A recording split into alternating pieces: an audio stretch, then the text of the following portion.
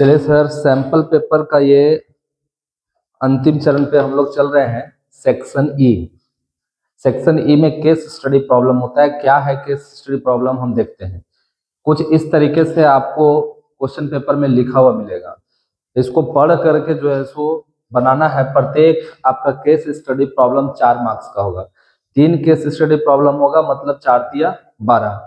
ठीक है ना, 3 केस स्टडी प्रॉब्लम होगा सर, मतलब टोटल जो केस स्टडी होगा आपका वो 12 मार्क्स का होगा, 12 मार्क्स का। ठीक है, अब हम लोग आते हैं, पढ़ते हैं इस चीज को। कह रहा है कि in a class the teacher ask every student to write an example of AP. AP that means arithmetic progression. एक क्लास में जो है तो शिक्षक आते हैं और कहते हैं प्रत्येक स्टूडेंट को right an example of AP, arithmetic progression का जो है सो उदाहरण लिखें, है ना, एग्जांपल लिखें। Two boys Aryan and Roshan writes the progression as -5 -2 1 4। ये हो गया आपका आर्यन का, राइट। पहले आर्यन है तो ये आर्यन लिखा। फिर कह रहा है एंड 187 184 181 डॉट डॉट डॉट। ये जो आपका प्रोग्रेशन हो गया ये आपका रोशन का हो गया।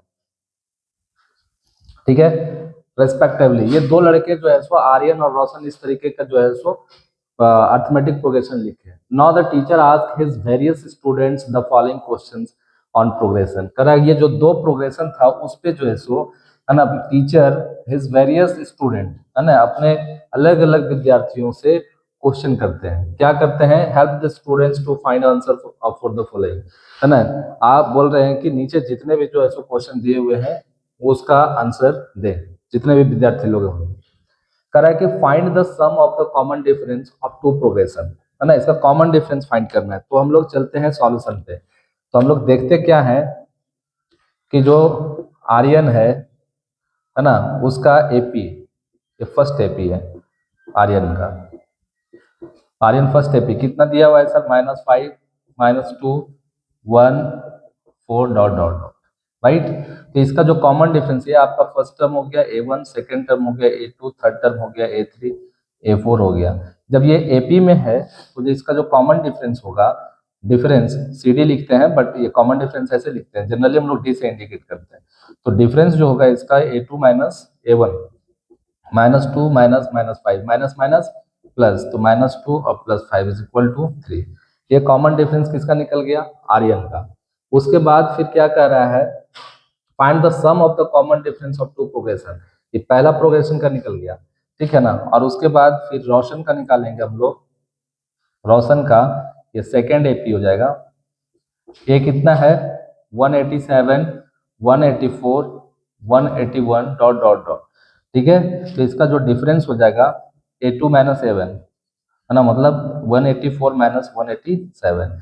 घटा दो सर इसका, प्लस माइनस माइनस 7 में 4 गया तो 3, -3 इसका। अब दोनों का सम हम फाइंड करते हैं, राइट, कि दोनों का सम क्या कहता है ना, अकॉर्डिंग टू क्वेश्चन। ठीक है, अगर इसको हम लोग D1 मान लें, इसको D2 मान लें, तो क्या हो जाएगा D1 plus D2 is equal to 3 plus minus 3 plus minus minus, ये दोनों कट के क्या हो गया ना सर, 0। तो दोनों का जो सम आ गया वो कितना आ गया, 0 आ गया। चलिए सेकंड नंबर क्वेश्चन पे आते हैं। Find the 34th term of progression written by Roshan. Roshan जो लिखा है उसका 34th टर्म हमको फाइंड करना है। मतलब A34 is equal to what, तो A34 इज इक्वल टू क्या होता है ना सर, ये सारे चीज अर्थमेटिक प्रोग्रेशन में पढ़ा दिया गया होगा, A+33D। ठीक है, जनरली ये किस फॉर्मूले से निकलता है, n is equal to A+n-1 into D, इससे निकलेगा। जहां n है वहां 34 बैठाओगे इधर नहीं आएगा। ठीक है, तो यहाँ पे a कितना है, a आपका 87 है, 187 प्लस 33 इंटू इसका जो कॉमन डिफरेंस आया है वो कितना आया है, -3। 187 प्लस माइनस माइनस 3 3 9 3 3 9, घटा दो इसको, 17 में 9 गया तो 8 बचा 7, फिर से 17 में 9 गया तो 8, 88 इसका आंसर हो गया। तो दो क्वेश्चन सॉल्व हो गए। ठीक है, अब हम लोग आते हैं थर्ड में। इसमें दो टाइप का क्वेश्चन है, या तो ए बनाओ या तो बी बनाओ। तो ए वाला क्या कर रहा है, find the sum of first 10 terms of the progression written by Aryan. Aryan द्वारा जो लिखा गया है उसके पहले 10 टर्म्स का जो है सो सम फाइंड करना है आपको। क्लियर है, समझिएगा। थर्ड नंबर पे तो पहले 10 टर्म का, तो आर्यन का प्रोग्रेशन आपका ये है, तो आर्यन का प्रोग्रेशन अगर ये है तो एन एस 10 बराबर क्या हो जाएगा सर, 10/2 2 × a -5 प्लस n 10 - 1 और गुने डी कितना हो जाएगा आपका 3। सम का जो फार्मूला होता है, ठीक है, सम का क्या फार्मूला होता है, S N is equal to n/2 2a plus n-1 × d, यही इसका फार्मूला होता है सर, ठीक है। और उसी फार्मूले में इसको बैठा दिया गया। क्लियर है? चलिए ध्यान दीजिएगा। अब इसको सॉल्व करते हैं हम लोग। तो 2×5 = 10, मतलब 5 हो गया, और ये 5 × 10 -10 हो गया, और प्लस 10 में 1 गया 9 गुने 3, 9 तिया 27, 5 - 10 प्लस 9 तिया 27, घटा दो सर इसको, 5 गुने 7 में 0 गया तो 7, और 2 में 1 गया तो 1, 17 है ना, और 17×5 = 85, 85 इसका आंसर हो गया, ठीक है, इसका सम। अब हमको क्या कर रहा है, और भी जो क्वेश्चन है ना, which term of the progression will have the same value, दोनों में से में कौन सा ऐसा टर्म आएगा कि दोनों का जो वैल्यू होगा वो सेम होगा, ठीक है। तो उसके लिए हम लोग क्या करेंगे, लेट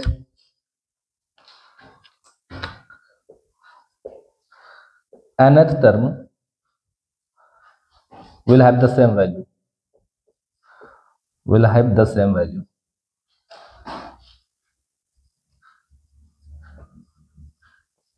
सो इसका देखिए सर, nth टर्म का फार्मूला क्या होता है, a + n-1 × d।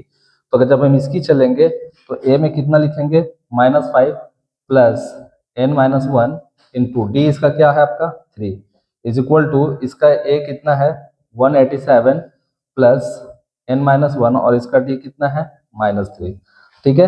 n का वैल्यू फाइंड करना, आंसर कितना हो जाएगा -5, और ये हो जाएगा +3n और -3, इसमें आ जाइए सर। तो इसमें कितना हो जाएगा 187 plus minus -3n plus minus minus minus minus plus, ये कितना हो जाएगा 3 हो जाएगा, ठीक है।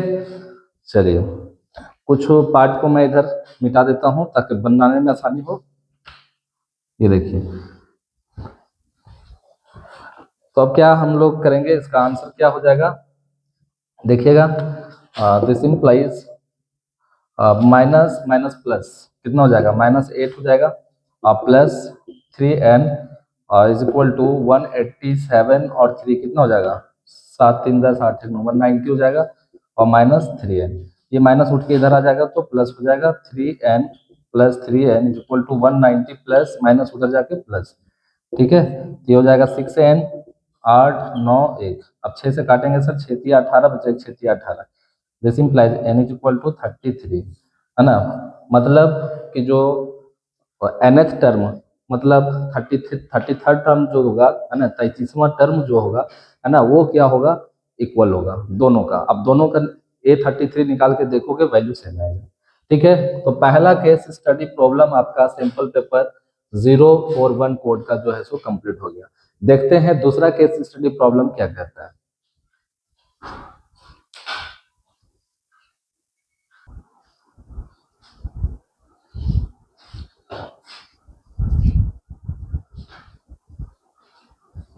चलिए सर, क्वेश्चन नंबर 37, दूसरा केस स्टडी प्रॉब्लम क्या है, इसको हम लोग समझते हैं। कह रहा है कि a group of class tenth का एक ग्रुप है स्टूडेंटों का, goes to picnic during winter holidays, मतलब जो विंटर हॉलीडेज होता है, ठंडों की जो छुट्टी होती है ना, उसमें वो लोग पिकनिक जाने का जो है योजना बनाता है, पिकनिक जाता है। The position of 3 friends Aman, Kirti and Chahat are shown by the points P Q R। ये आपका अमन है, ध्यान दीजिएगा, P जो है ये अमन हो गया आपका, राइट, और Q जो है ये आपका कीर्ति है, ठीक है, और ये R जो है सो आपका चाहत है। क्लियर है? तो क्या कह रहा है, सो देखिए, find the distance between P and R, P और R के बीच का जो दूरी है, डिस्टेंस है, वो फाइंड करना है हमको। तो सबसे पहले इन लोगों का कोऑर्डिनेट लिखेंगे। ये जो जा रहा है ना सर, ये एक्स एक्सिस कहलाता है, और ये जो जाता है वो क्या कहलाता है, वाई एक्सिस, ठीक है। तो ये x का कोऑर्डिनेट 2 हो गया, तो y का कोऑर्डिनेट 5 हो गया, तो p का हो गया 2 5, q का अगर हम लेके चलेंगे तो ये 4 4, और r को अगर हम लेंगे तो x एक्सिस में 8 और y एक्सिस में 3, तो ये मेरा निकल गया पी क्यू, p का हो गया 2 5, और आर, सॉरी आर, आर का हो गया 8 और 3, क्योंकि पी आर के बीच का हमको डिस्टेंस फाइंड करना है। ठीक है, पी एंड आर का। ये हो गया आपका x1, ये हो गया y1, ये हो गया x2 और ये हो गया y2। तो डिस्टेंस फार्मूला से चलते हैं हम लोग, ठीक है ना, by distance formula P Q is equal to root over x1 minus x2 का whole square plus y1 minus y2 का whole square. This implies P Q बराबर x1 कितना हो गया आपका 2 माइनस x2 कितना हो गया 8 का whole square plus y1 minus y2 मतलब 5 माइनस 3 का होल स्क्वायर। कितना हो जाएगा सर आपका -6 का होल स्क्वायर प्लस 5 में 3 गया तो 2 का होल स्क्वायर। ये हो जाएगा 6 6 36 और प्लस 2 दूना 4, 36 और 4 कितना हो जाएगा 40। इसको आप क्या लिख सकते हो 4 गुने 10 मतलब 2 रूट 2, 2 रूट 10, 2 रूट 10 सेंटीमीटर। अगर सेंटीमीटर में होगा तो सेंटीमीटर, नहीं तो यूनिट लिख देंगे डायरेक्ट। ठीक है, कोई चीज दिया हुआ नहीं है तो यूनिट को इकाई में होगा इसका डिस्टेंस। ये पहला क्वेश्चन बन गया सर, कंप्लीट हो गया। दूसरा क्वेश्चन क्या कह रहा है कि is Q the mid point of P R. कह रहा है कि क्या जो ये क्यू आपका है बीच में, ठीक है ना, 4 4, ये इसका मिड पॉइंट है या नहीं है। Justify by finding the point of mid point of P R. P R का इसका मिड पॉइंट फाइंड करोगे तो मिड पॉइंट जब हम फाइंड करेंगे तो बाय मिड पॉइंट फार्मूला, ध्यान दीजिएगा नंबर 2 में by mid point formula.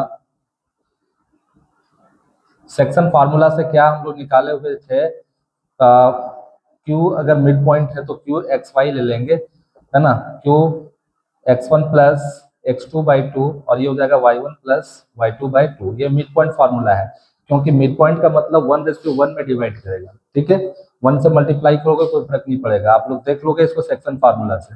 x1 कितना है 2 और x2 कितना है 8/2 और y1 5 हो गया और प्लस 3/2।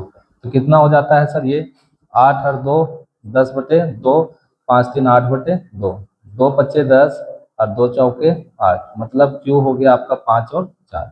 राइट, तो आप ध्यान दीजिएगा यहाँ पे मिड पॉइंट फार्मूला की मिड पॉइंट क्या है 4 और 4 है, मेरा आ गया कितना 5 4। तो बताइए क्या क्यू जो है तो इसका मिड पॉइंट होगा, नहीं होगा। तो लिखेंगे hence Q four is not a mid point, mid point of P R. ठीक है, ये आर का जो है सो ये मिड पॉइंट नहीं है। तो दूसरा खत्म हो गया। अब तीसरा क्या कह रहा है, सो देखिए तीसरा में 2 क्वेश्चन, ए और बी दोनों में से कोई एक को बनाइए। ठीक है, ये दोनों 1 1 नंबर का रहेगा, ये वैसे में कोई एक को बनाइएगा 2 नंबर का रहेगा, तो आपका 4 हो जाएगा। Find the point on x axis which is equi distance from P and Q. ठीक है ना, पी और क्यू से इक्वी डिस्टेंस पे हो तो उसका जो है सो एक्स एक्सिस पे वो पॉइंट हमको फाइंड करने के लिए बोल रहा है। ठीक है, ध्यान दीजिएगा सर, यहाँ पे मिटाता हूं।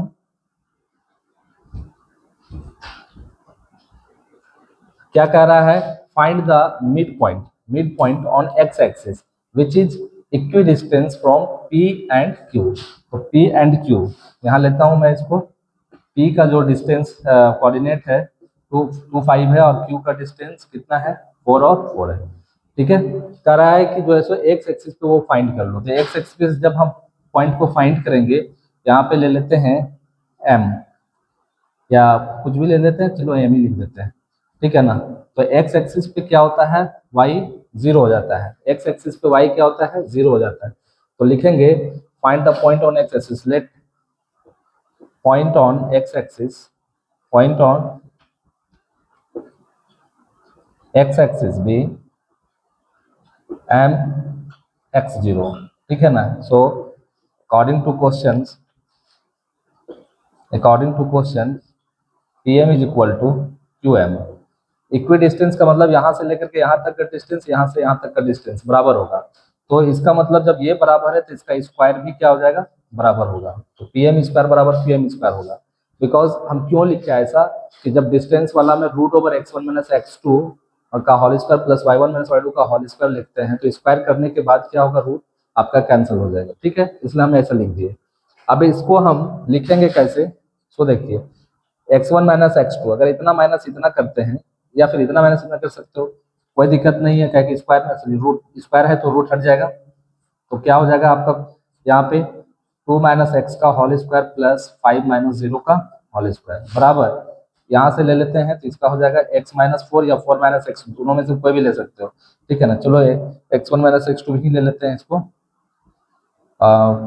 4 माइनस एक्स का होल स्क्वायर और प्लस 4 माइनस 0 का होल स्क्वायर, ठीक है। ये फार्मूला जो डिस्टेंस फार्मूला है उससे जो है सो हमने इसको बैठा दिया। यहाँ पे अरेंज करता हूँ इसको, चलिए सर। अब यहाँ क्या देखते हैं हम लोग, वो देखिए कि इसको a माइनस बी के होल स्क्वायर में तोड़िए, ठीक है। तो क्या हो जाएगा ए स्क्वायर 2 दूना 4 plus B square x square minus 2ab 2 दूना 4x, है ना, और प्लस 5 पचे 25 बराबर ए स्क्वायर 4 चौक 16 B square x square minus 2ab 4 दूनी 8x, ठीक है, और प्लस 4 चौके 16 एक्स स्क्वायर कैंसिल हो जाएगा, प्लस उसकी तरह माइनस में हो जाएगा, 25 4 29 माइनस 4x प्लस 29 बराबर ये हो जाएगा आपका माइनस 8x, 16 और 16 कितना हो जाएगा 32 हो जाएगा, प्लस 32, ये प्लस उठ के उधर जाएगा तो माइनस माइनस 4x, ये माइनस उठ के इधर आएगा तो plus 8x is equal to 32 minus 29। This implies ये कितना घटाएंगे तो 8 में 4 गया तो 4x बराबर 12 में 3 गया तो 9, सॉरी 12 में 9 गया तो 3, है ना, 12 में 9 गया तो 3, तो x का जो वैल्यू आ गया सर कितना आ गया 3/4। तो जो पॉइंट आया मेरा, है ना, mx0 वो कितना आएगा 3/4 लिखेंगे, hence point on x axis is equal to m 3/4, ये आपका आंसर हो गया, ठीक है। क्लियर है, तो ये कंप्लीट हो गया। अगर ये आप नहीं बनाना चाहते हैं तो इस क्वेश्चन को बनाते हैं, ठीक है ना, कैसे बनेगा वो देखिए, बिठा दो इसको,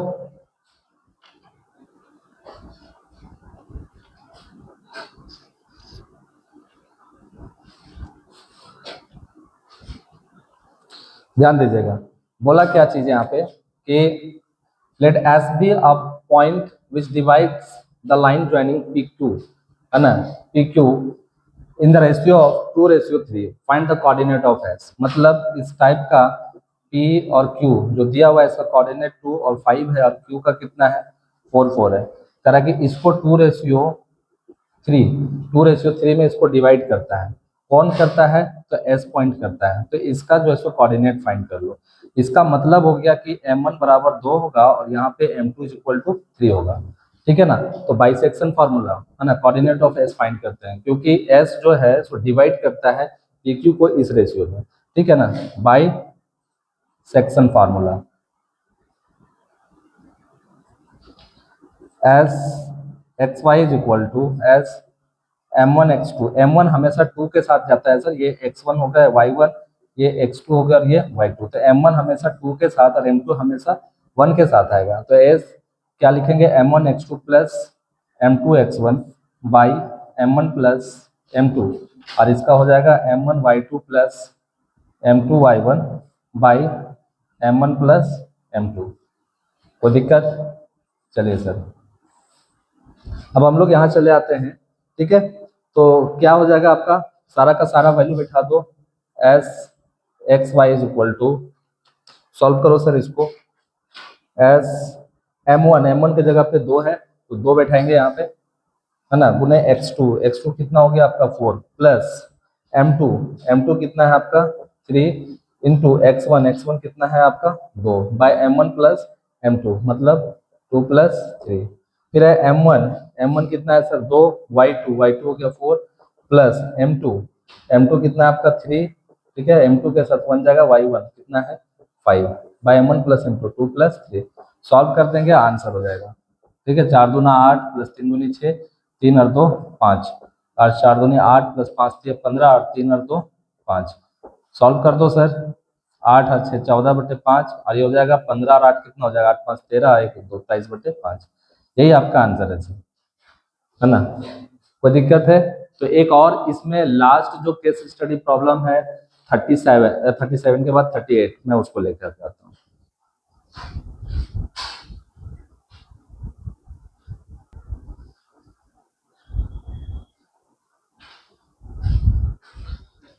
देखते हैं सर, इसका लास्ट केस स्टडी प्रॉब्लम का लास्ट क्वेश्चन है 38, थोड़ा लंबा है आपका, है ना, पर बहुत आसान चीजें हैं, थोड़ा समझना होगा पढ़ करके। कह रहा है India Gate formerly known as all India, है ना, वॉर मेमोरियल, है ना, कह रहा है कि जो इंडिया गेट है जनरली जो है सो जाना किससे जाता है, इंडिया में जितने भी वॉर हुए, है ना, वो उसमें जितने भी जो है सो वॉर में शहीद हुए उसके नाम से जो है सो इंडिया गेट को जो है सो, है ना, जाना जाता है, इसलिए कहा गया formerly known as all Indian India war memorial. Is located near Kartavya Path, जिसको अभी राजपथ के नाम से जानते हैं, एट न्यू दिल्ली, ठीक है ना, कहाँ पे, न्यू दिल्ली में। It stand as a memorial to 74,187 soldiers, कह रहा है कि वहां पे 74,187 जो है सो सोल्जर्स के नाम है, ठीक है ना, ऑफ इंडियन आर्मी, है ना, इंडियन आर्मी के जो है सो सोल्जर के नाम है, who gave their life in the first world war, जो प्रथम विश्व युद्ध में जो है सो शहीद हुए थे, ठीक है। कह रहा है कि this 42 metre tall structure was designed by Sir Edwin Lutyens in the style of Roman triumphal arches, ठीक है ना, रोमन टेम्पल आर्चेस के स्टाइल पे जो है सो सर एडविन लुटियंस जो है सो उसको डिजाइन किया, और जिसकी लंबाई कितनी है, 42 मीटर। ये जो है सो, ये मान लेते हैं इंडिया गेट है, इसकी जो है सो लंबाई कितनी है, 42 मीटर। ये आपके जमीन पे जो है सो खड़ा है इंडिया गेट, ठीक है, 42 मीटर है। करा का student Shreya of height 1 metre, एक श्रेया है जिसकी हाइट जो है सो 1 मीटर है, ये मान लेते हैं एक स्टूडेंट है, ये इसकी हाइट 1 मीटर है, ठीक है ना, ये इसका आंख यहाँ पे होगा, इसको यूं जनरली मिलाएगा, ठीक है।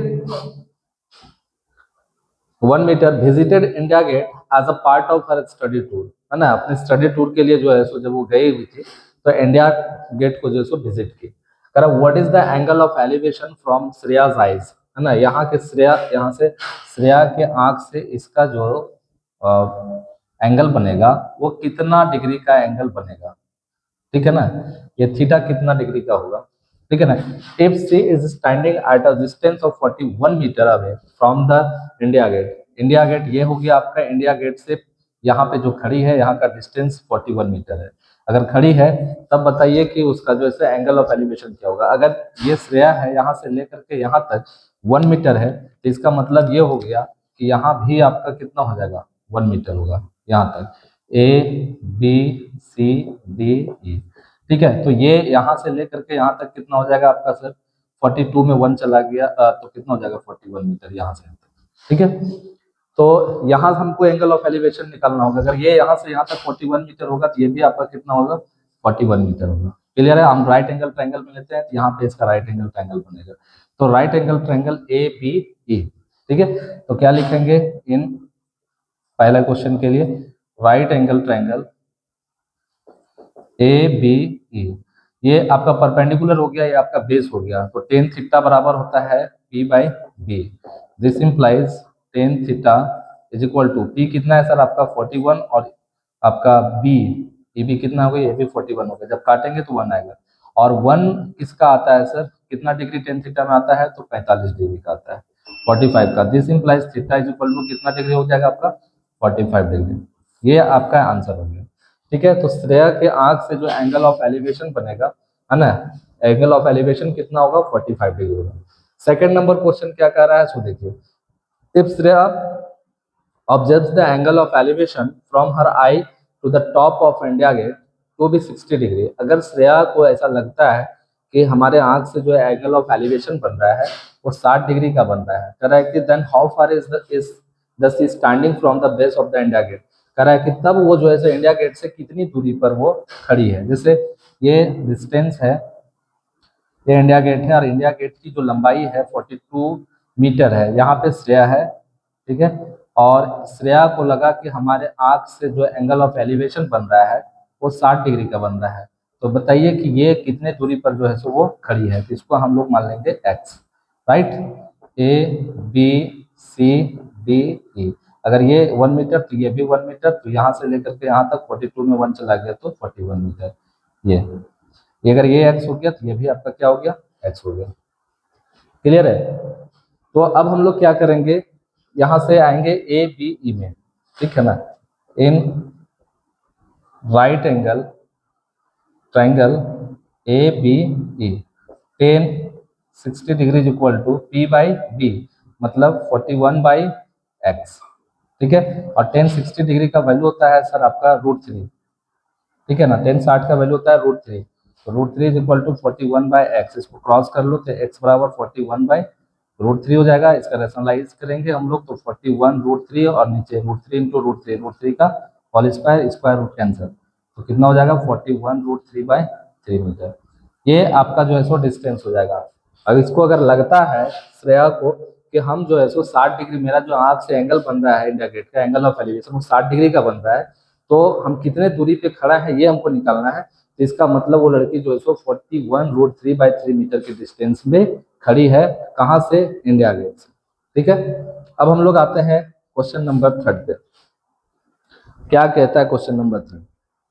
चलिए इसको इरेज करते हैं। ये एक एक नंबर का क्वेश्चन होगा, दोनों क्वेश्चन, और एक जो क्वेश्चन होगा वो आपका 2 नंबर का होगा, 2 मार्क्स का होगा। ठीक है, चलिए तो तीसरा का ए नंबर क्या कह रहा है, देखिए तीसरा का ए नंबर कह रहा है कि if the angle of elevation from Shreya's eyes changes from 45 to 30 degree, मतलब इसका कहने का अर्थ ये है कि ये लड़की यहाँ पे है, सपोज ये इंडिया गेट है और यहाँ लड़की खड़ी है, जहाँ से उसका जो एंगल ऑफ एलिवेशन बना है ना वो 45 डिग्री का बना। अब बोल क्या रहा है कि जो है सो अब 45 डिग्री से 30 डिग्री में कन्वर्ट हो जाता है। कह रहा है when she moves some distance back from the original position, जहाँ पे ये खड़ी है वहां से कुछ दूरी यहाँ से पीछे घसक गई, इधर आई, राइट, तो इधर आई तो इसका जो एंगल ऑफ एलिवेशन है ना वो चेंज हो गया, और चेंज हो करके कितना हो गया 30 डिग्री, यहाँ कितना हो गया 30 डिग्री। क्लियर है, 30 डिग्री हो गया। करा when she moves some distance back from the original position, find the distance she moves back। करा है कि वो कितना डिस्टेंस जो है सो यहाँ से बैक हुई, ये हमको फाइंड करना। अगर ये मान लेते हैं यहाँ से यहाँ तक x डिस्टेंस जो है सो बैक हुई, ठीक है ना, और ये आपका 1 मीटर हो गया, ये भी 1 मीटर, ये भी 1 मीटर, यहाँ से यहाँ तक 42 मीटर। ठीक है, ओरिजिनल पोजीशन इसका यहाँ से यहाँ तक 41 था। ठीक है ना, अकॉर्डिंग टू क्वेश्चन, यहाँ क्वेश्चन में दिया हुआ है, पहला ही क्वेश्चन में दिया हुआ है ना, आपका C standing at a distance of 41 metre. ठीक है, तो ये हो जाएगा आपका A B C D E F G, तो ये 41 है, टोटल हो जाएगा कितना x प्लस 41 मीटर। तो इसका मतलब जो है सो ये भी यहाँ से यहाँ तक क्या हो जाएगा, ये x हो जाएगा, ये होगा 41, तो टोटल हो जाएगा x प्लस 41 मीटर। मेरे पास दो राइट एंगल ट्रायंगल बना ए बी सी और एक बना ए बी डी। ठीक है, और यहाँ से ये 1 मीटर है, तो यहाँ से यहाँ तक कितना हो जाएगा आपका 41 मीटर। क्लियर है, हमको फाइंड क्या करना है, कितना वो बैक हुई, तो x मीटर जो है सो वो बैक हुई। तो यहाँ लिख सकते हैं हम लोग लेट सी मूव बैक,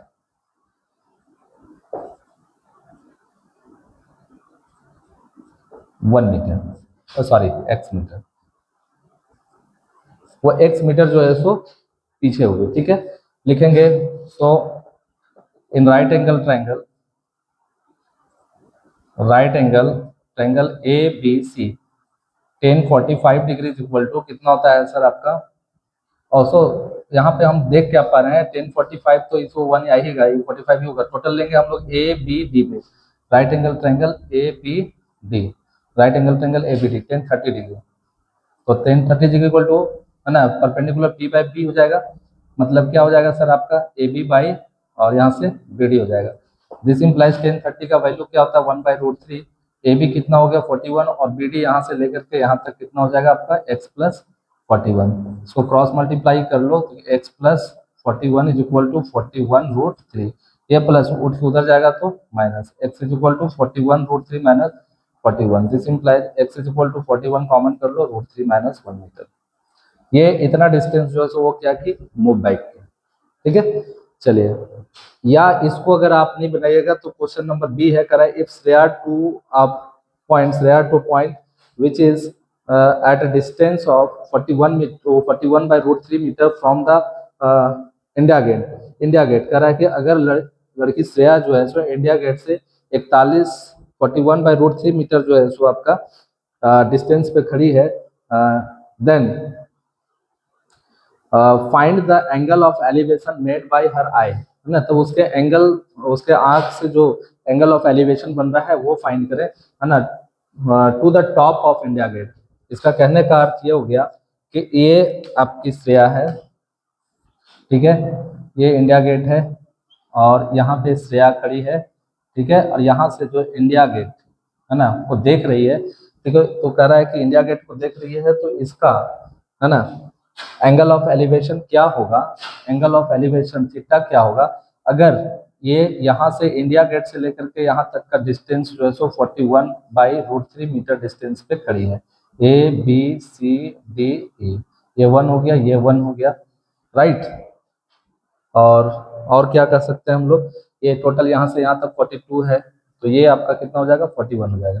अगर ये 41/√3 है तो ये भी आपका कितना होगा, 41/√3 होगा, ठीक है। तो एंगल ऑफ एलिवेशन फाइंड करना है तो क्या लिखेंगे, let angle of elevation is equal to theta, ठीक है ना, let angle of elevation is equal to theta. So tan theta is equal to P by B, मतलब 41/√3, इसको पलट देंगे तो कितना हो जाएगा, 41/1 इंटू √3, ऊपर चल जाएगा और नीचे 41, ये इसके साथ है, ये कैंसिल हो जाएगा। तो कितना हो जाएगा सर आपका, tan theta is equal to √3, और √3 का वैल्यू कितना होता है, 1060 डिग्री, 10 कैंसिल हो गया तो थीटा बराबर कितना हो गया, 60 डिग्री। तो मेरा जो एंगल ऑफ एलिवेशन बनेगा वो कितना डिग्री बनेगा, 60 डिग्री, ठीक है।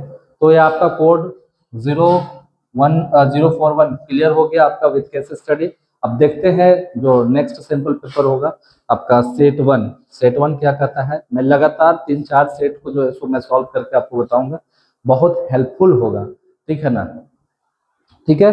तो मिलता है सर अगले सेट के साथ।